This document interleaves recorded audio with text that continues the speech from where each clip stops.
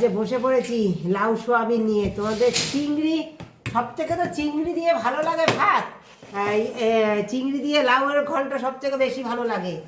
একবার সোয়াবিন এইভাবে ঘি দিয়ে ভেজে রান্না করে খেয়ে দেখো, যে আর কাসুরি মেথিটা দেবে, কি যে স্বাদ লাগে না, অপূর্ব। মানে ভুলে যাবা তোমরা চিংড়ি দিয়ে লাউ ঘন্ট খেতে, এত সুস্বাদু।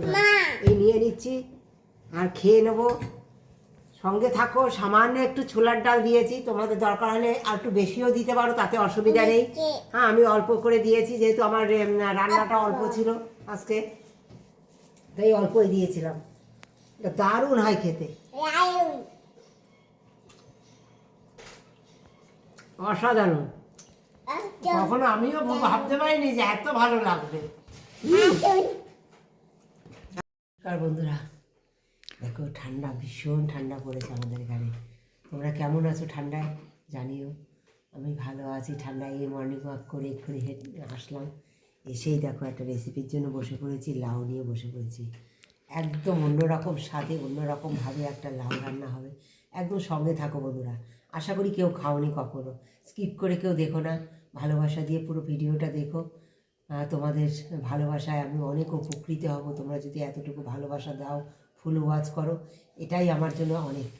আর তোমরা একটা ছোট কমেন্ট দিয়ে জানিও যে সত্যি তোমরা আমার পাশে থেকে ফুল ওয়াচ করেছো। বন্ধুরা, ভালো ভিডিওটা কোন জায়গা ভালো লেগেছে, কোন জায়গা খারাপ লেগেছে একটু জানিও। দেখো এখন লাউটা আমি সুন্দর কেটে নিচ্ছি, কেটে নিয়ে তোমাদের সঙ্গে ফিরে আসছি। আমি ওটা কেটে নিয়ে চলে এসেছি। হ্যাঁ, আর আমি কি রান্না করবো, একদম নিরামিষভাবে বন্ধুরা নিয়ে রান্নাটা করবো। কিন্তু কী দিয়ে করবো তোমরা আমার সঙ্গে থেকে দেখো। তো সামান্য তেল দিয়ে দিলাম। হ্যাঁ, তেলের মধ্যে প্রথমে দিয়ে দেবো, দেখো দিয়ে দেবো আদা বাটা। সামান্য আদা বাটা দেবো বলে প্রথমে লবণ আর হলুদ দিয়ে দিলাম, যাতে না ছেটে।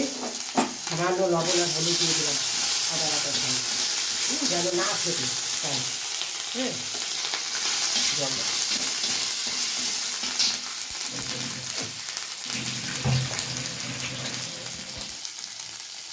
দেখো সামান্য জল দিয়ে দিলাম, আদা কাঁচা গন্ধ যেতে পারি, সামান্য জল দিয়ে দিলাম।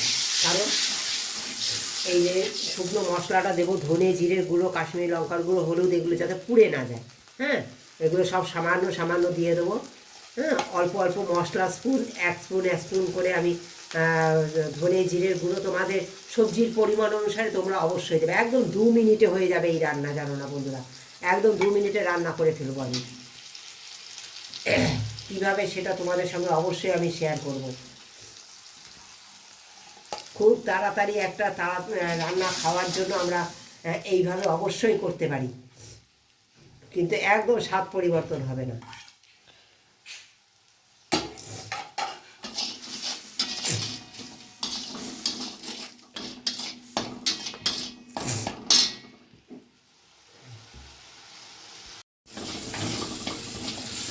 দেখো বন্ধুরা, সুন্দর মশলাটা কষে গেছে। হ্যাঁ, এবার দিয়ে দেবো আমি এই যে লাউগুলো। খুব তাড়াতাড়ি হয়ে যাবে বন্ধুরা এইভাবে। তোমরা একবার এইভাবে খেয়ে দেখো রান্না করি। একটুখানি ছোলার ডাল দেখো সিদ্ধ করে রেখে দিয়েছিলাম, এটাও এর মধ্যে দিয়ে দেবো।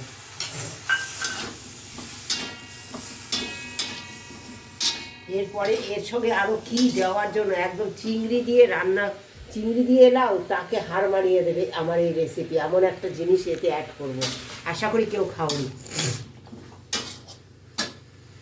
দেখো দিয়ে দেবো প্রেশার কুকারে, এই সামান্য নাড়িয়ে চাড়িয়ে দিয়ে দেবো প্রেশার কুকারে।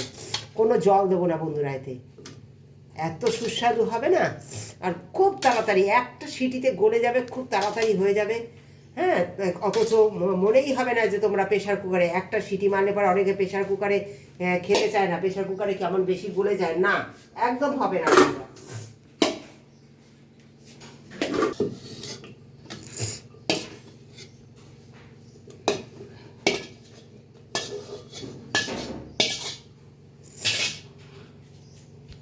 দেখো বন্ধু, এতটুকু জল দিলাম, এই যে কড়াইটা ধুয়ে জাস্ট একটু জল দিয়ে দেবো।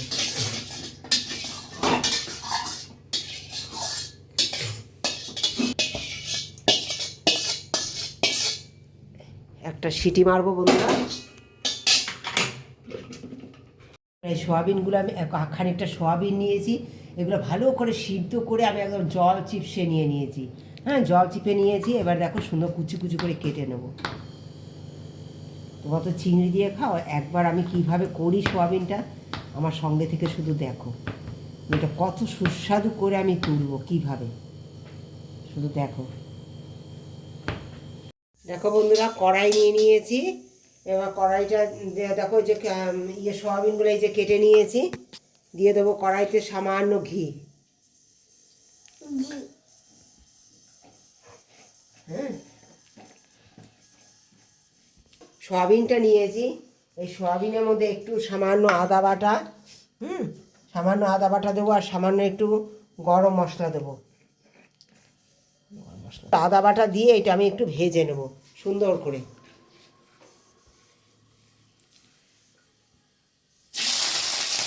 খুব ভালো করে ভেজে নেব।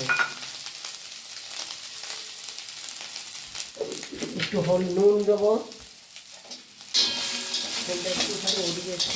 এই যে সুন্দর দেখো লাল লাল করে সোয়াবিনটা ঘি দিয়ে ভেজে নিয়েছি, একদম লাল লাল করে সুন্দর, একেবারে দারুণ চিংড়িকে হার মানাবে এই রেসিপি। দিয়ে দেবো একটা গোটা শুকনো লঙ্কা, তেজপাতা আর দারুচিনি। একবার এইভাবে খেয়ে দেখো, অনেক রকম তো খেয়েছো, আমি কিন্তু লঙ্কা অ্যাড করিনি এখনো।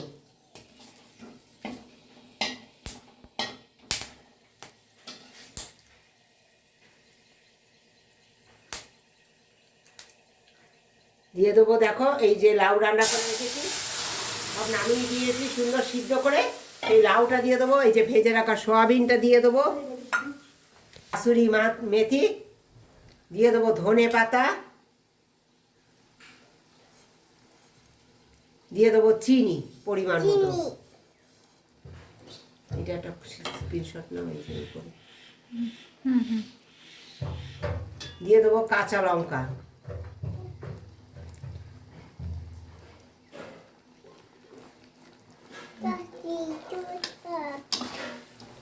এইভাবে সুন্দর করে একটু জাল দিয়ে দেবো আমি 2 মিনিট, একদম তৈরি হয়ে যাবে আমার এই নিরামিষ সোয়াবিন দিয়ে লাউ।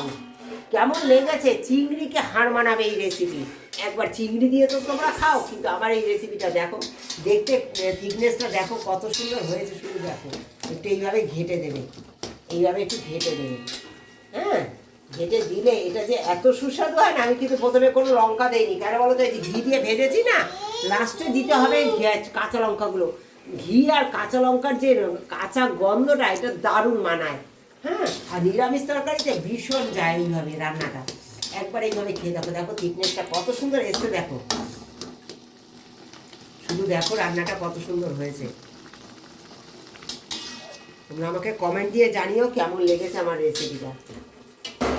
ভালো লাগলে অবশ্যই লাইক শেয়ার করো। ভালোবাসা দিয়ে যারা ফুল ওয়াচ করেছে তাদেরকে অনেক ধন্যবাদ, অনেক ভালোবাসা। এইভাবে ভালোবাসা দিয়ে যারা প্রতিদিন প্রতিনিয়ত রয়েছে আমার সঙ্গে, তাদেরকে অনেক ধন্যবাদ, অনেক ভালোবাসা।